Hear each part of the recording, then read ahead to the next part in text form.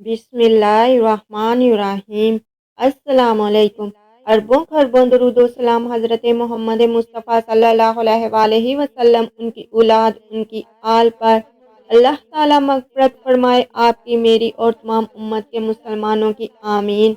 नाज़रीन गिरामी, आज की इस वीडियो में हम जानेंगे कि हज़रत अवैस करनी को जन्नत के दरवाज़े पे क्यों रोक लिया जाएगा।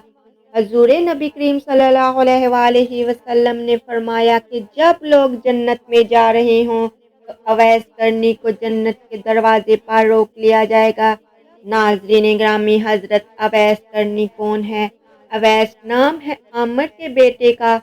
मुराद किबला है, कर्ण इनकी शाह है और यमन इनकी रहाइश गाह है।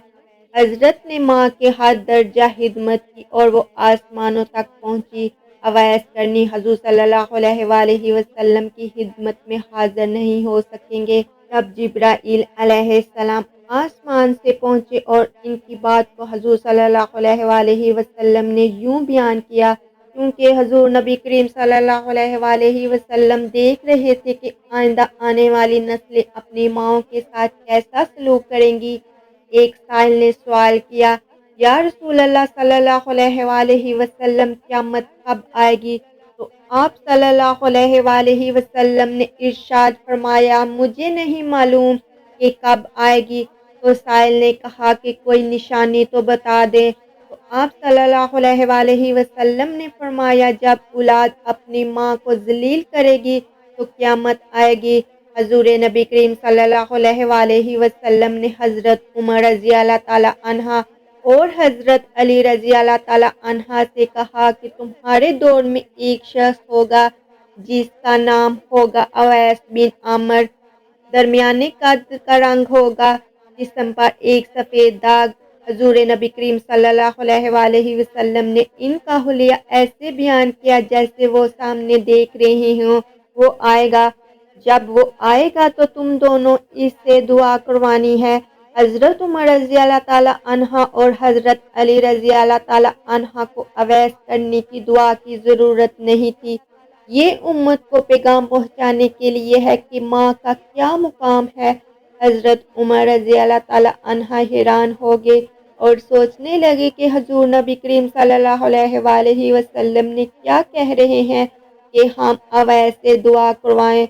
तो हजूर नबी करीम सल्लल्लाहु अलैहि वसल्लम ने फरमाया, उमर और अली, अवैस ने माँ की खिदमत इस तरह की है, जब वो हाथ उठाता है तो अल्लाह इसकी दुआ को खाली नहीं जाने देता। नाजरीन ग्रामी, हजरत उमर रज़ी अल्लाह ताला अन्हा 10 साल हली पढ़े, 10 साल हज किया, लेकिन इन्हें अवैस न मिले।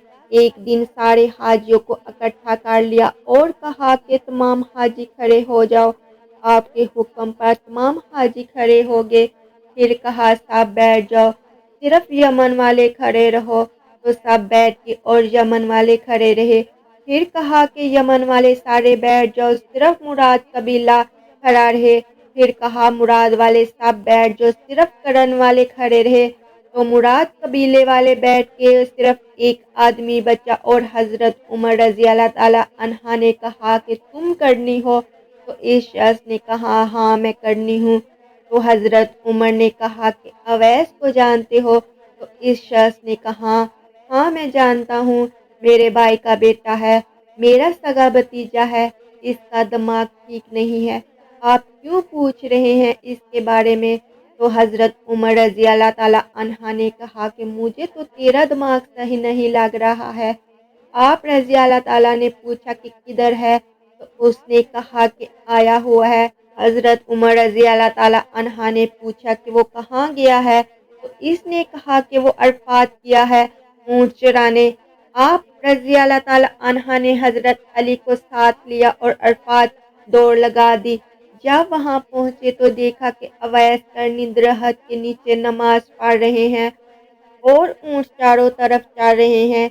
ये आकर बैठ गए और अवैस करनी की नमाज खत्म होने का इंतज़ार करने लगे। जब हज़रत अवैस ने महसूस किया कि 2 आदमी आ गए तो उन्होंने नमाज मुख्तसर कर दी। सलाम फेरा तो हज़रत उमर ने पूछा, कौन हो भाई? तो कहा, जी मैं मजदूर हूँ, اسے خبر نہیں کہ یہ کون ہے۔ تو حضرت عمر رضی اللہ تعالیٰ عنہ نے کہا کہ تیرا نام کیا ہے؟ تو اویس کرنی نے کہا کہ میرا نام اللہ کا بندہ ہے۔ تو حضرت عمر رضی اللہ تعالیٰ عنہ نے کہا کہ سارے ہی اللہ کے بندے ہیں، تیری ماں نے تیرا نام کیا رکھا ہے؟ تو حضرت اویس نے کہا کہ آپ کون ہیں؟ میری پوچھ گچھ کرنے والے ان کا یہ کہنا تھا کہ حضرت علی نے کہا کہ اویس کی امیر المومنین عمر بن خطاب ہیں اور میں ہوں علی بن ابن ابی طالب۔ اویس کا یہ سننا تھا کہ وہ کانپنے لگا، کہا کہ جی میں معافی چاہتا ہوں، میں تو آپ کو پہچانتا ہی نہیں تھا، میں تو پہلی دفعہ آیا ہوں۔ تو حضرت عمر رضی اللہ تعالیٰ عنہ نے کہا تو ہی اویس ہے؟ تو انہوں نے کہا ہاں میں ہی اویس ہوں۔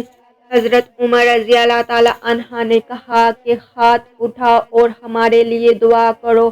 وہ رونے لگا اور کہا میں دعا کروں، آپ لوگ سردار اور میں آپ کا نوکر، میں آپ لوگوں کے لیے دعا کیوں کروں؟ تو حضرت عمر نے کہا ہاں اللہ کے نبی نے فرمایا تھا۔ ناظرین گرامی، حضرت عمر اور حضرت علی رضی اللہ تعالیٰ عنہ جیسی عظیم ہستیوں کے لیے حضرت اویس کرنی ہاتھ اٹھوائیں گے، اس لیے اس کے پیچھے جہاد نہیں ہے، تبلیغ نہیں ہے، تصوف نہیں ہے، اس کے پیچھے صرف اور صرف ماں کی خدمت ہے۔ جب لوگ جنت میں جا رہے ہوں گے تو حضرت اویس کرنی بھی چلیں گے۔ اس وقت اللہ تعالیٰ فرمائیں گے کہ باقیوں کو جانے دو اور اویس کو روک لو۔ اس وقت حضرت اویس کرنی پریشان ہو جائیں گے اور کہیں گے اے اللہ، آپ نے مجھے دروازے پر کیوں روک لی ہے؟ تو مجھ سے اس وقت اللہ تعالیٰ فرمائیں گے کہ پیچھے دیکھو۔ جب پیچھے دیکھیں گے تو پیچھے کروڑوں اربوں کی تعداد میں جہنمی کھڑے ہوں گے۔ تو اس وقت اللہ تعالیٰ فرمائیں گے کہ اویس تیری ایک نیکی نے مجھے بہت خوش کیا ہے، ماں کی خدمت، تو انگلی کا اشارہ کر، جدھر جدھر تیری انگلی پھرتی جائے گی میں تیرے طفیل ان کو جنت میں داخل کر دوں گا۔ سبحان اللہ۔ تو ناظرین گرامی، دیکھا ماں کی شان۔